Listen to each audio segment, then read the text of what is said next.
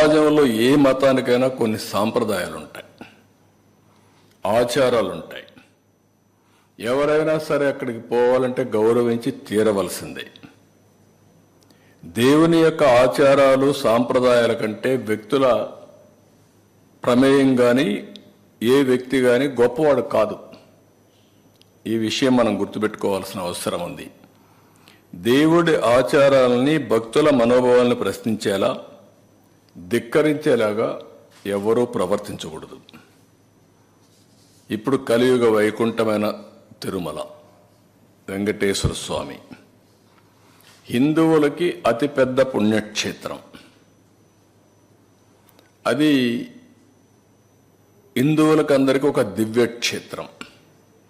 ప్రతి ఒక్కరికి ఒక కోరిక, జీవితంలో ఒక్కసారైనా వెంకటేశ్వర స్వామి దగ్గరికి వెళ్ళి దర్శనం చేసుకొని మొక్కులు తీర్చుకోవాలి అనేది ప్రతి ఒక్కరి యొక్క కోరిక. ఇవన్నీ కూడా అది మన రాష్ట్రంలో ఉండడం తెలుగువారి అదృష్టం. అలాంటి భక్తులు అత్యంత పవిత్రంగా భావించే ఈ క్షేత్ర పవిత్రను కాపాడవలసిన బాధ్యత ప్రతి ఒక్కరిపైన ఉంది. అలాంటిది ఉన్నప్పుడు అక్కడ పోయినప్పుడు నియమాల్ని, ఆగమ శాస్త్రాల్ని, ఆచారాల్ని, నిబంధనల్ని తప్పనిసరిగా పాటించాలి. అలాంటి పాటించకపోతే కొందరి మనోభావాలు కూడా దెబ్బతినే పరిస్థితి వస్తుంది. అందుకే ఈరోజు అతను మాట్లాడిన మాటలు చూస్తే నేను వెళ్తాను, అవి కరెక్ట్ కాదు.